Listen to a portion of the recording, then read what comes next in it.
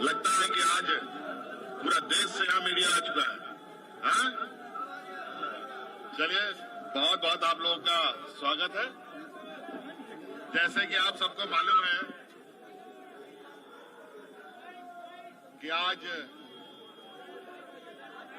सुनाई नहीं दे रहा, मुझे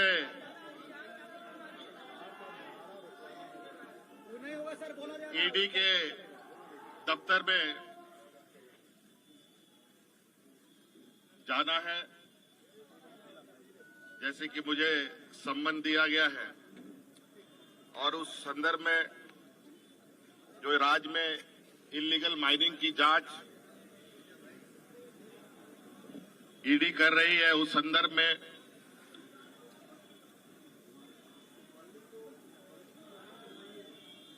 मुझे बुलाया गया है और इस संदर्भ में भी मैंने एक पत्र ईडी को भेजा है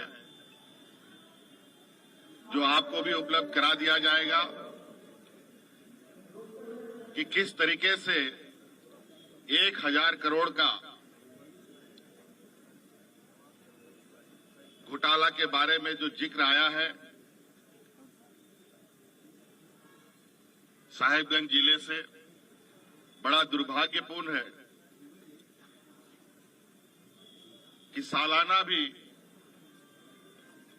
अगर हम देखें पूरे राज्य में स्टोन चिप से 1000 रुपए की आमदनी भी नहीं होती। इसका आधार कैसे बना, कैसे नहीं बना, ये समझ से परे है। और 1000 करोड़ रुपए का घोटाला करने के लिए कितने करोड़ों का खनन होगा, उनका ट्रांसपोर्टेशन कैसे होगा, और जो विगत 2 साल को अगर हम देखें, जब से एजेंसी जांच कर रही है, जो आरोप लगे हैं वो कहीं से संभव प्रतीत नहीं होता। मुझे लगता है कहीं ना कहीं एजेंसियों को पूरी विस्तृत जांच पड़ताल करने के उपरांत ही किसी ठोस निर्णय पे या एक ठोस आरोप लगाना चाहिए। आज मैं राज्य का मुख्यमंत्री हूं, एक संवैधानिक पद पर हूं, और जिस तरीके से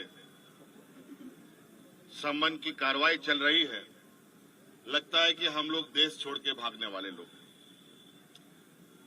और मेरे राजनीतिक इतिहास में मुझे नहीं लगता है व्यापारियों को छोड़कर कोई राजनीतिक दल देश छोड़ के भागा हो या राजनीतिक दल के नेता देश छोड़ के भागे हो। और आज कहीं ना कहीं ऐसे कार्रवाई से राज्य में एक संशय की स्थिति उत्पन्न होती है।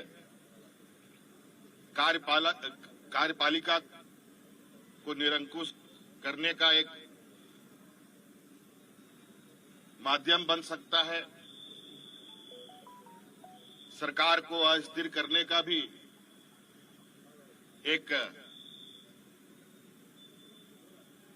षड्यंत्र कहा जा सकता है। कहा जाए कि जो हमारे विपक्ष हैं, जो सरकार बनने के बाद से ही सरकार गिराने के षड्यंत्र लगे हुए थे, और यह षड्यंत्र की पनडुब्बी जो पानी में डूब डूब करके काम कर रहा था, ऊपर आने की ताकत नहीं रख रहा था, आज उस पनडुब्बी को धीरे धीरे बाहर लाने का प्रयास किया जा रहा है। आपने देखा चुनाव आयोग महीनों पहले राज्यपाल महोदय को अपना मंतव्य दे चुका है, लेकिन राज्यपाल महोदय अभी तक उस लिफाफा को उन्होंने नहीं खोला। मुझे लगता है कि वो भी किसी समय का इंतजार कर रहे थे। और आपने सुना है, पूरे देश के खबरों में चला, महामहिम ने दूसरा मंतव्य चुनाव आयोग से मांगा है, जो बिल्कुल ही असंवैधानिक था। और जब हमने इसकी जानकारी चुनाव आयोग से लिया तो पता चला कि महामहिम ने कोई दूसरा मंतव्य नहीं मांगा, लेकिन खबरों में चलाते जरूर है, उनका बयान जरूर आता है और राज्य में फटाके बम फोड़ने की बात करते हैं और उनका बयान आता है, ईडी का सम्मन चालू हो जाता है और उसके बाद धड़ाधड़ सत्ता पक्ष के विधायकों पर छापामारी होती है, कभी इनकम टैक्स का, कभी ईडी का। बड़ा दुर्भाग्य है। और जो मुझे अभी जो खबर आ रही है, और भी विधायकों के ऊपर, सत्ताधारी विधायकों के ऊपर ये छापा मारने की तैयारी कर रहे हैं। ये कहीं ना कहीं राज्यपाल भी राजनीतिक से जो संवैधानिक पद है, जिसको हम कहते हैं कि ये पार्टी से संबंध नहीं रखता है, निष्पक्ष इनका विचार आता है। लेकिन मुझे नहीं लगता है ऐसे कार्यकलाप से कि वो ऐसे षड्यंत्रकारी राजनीतिक को और दलों को संरक्षण दे रहे हैं। तो इसलिए मैं अपनी बातें, जो मोटा मोटी जो आरोप एजेंसियों के तरफ से है, उसकी प्रति आपको उपलब्ध कराया जा रहा है कि किस तरीके से जो आरोप है वो आरोप निराधार होता है।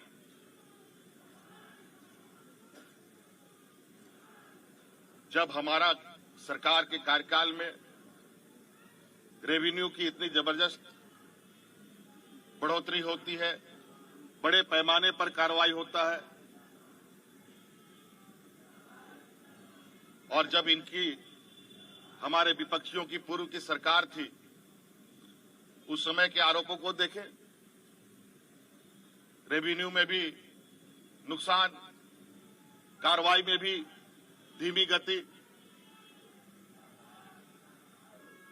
जब राज्य के संसाधन को हम बढ़ा रहे हैं, राज्य के समग्र विकास की एक लंबी लकीर खींची जा रही है, आज ऐसे में कहीं न कहीं सरकार की जो छवि है और सरकार के ऊपर जो विश्वास राज्य के जनमानस पर बढ़ा है, विपक्षियों को बिल्कुल अब ये स्पष्ट हो चुका है कि वो अब राजनीतिक हाशिए पर जा चुके हैं। तो आज मुझे लगता है इस देश का लोकतंत्र का सम्मान होना चाहिए और लोकतंत्र के अंदर जो कार्य करने वाले लोग हैं उसको भी निष्पक्ष तरीके से अपना काम करना चाहिए। और मैं बिल्कुल आश्वस्त और विश्वास के साथ कह सकता हूं, और आज मैं जा रहा हूं,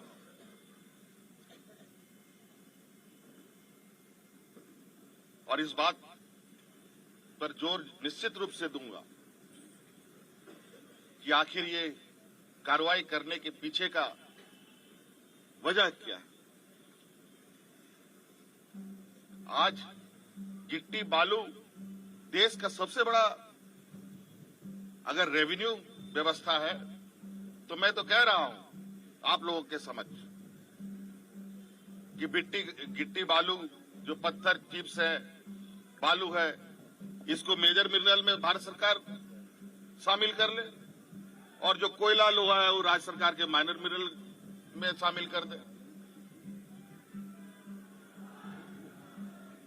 मैं आश्चर्यचकित हूं कि इतने बड़े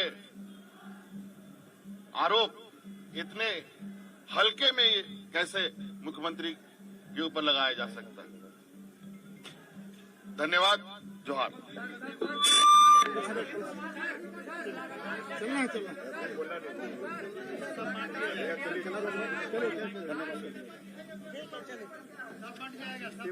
पेपर आपको मिल जाएगा, और हमने ईडी दफ्तर भी उस पत्र को भेजा है। और साथ में भी लेके जा रहा हूं, हाथ हाथ भी दे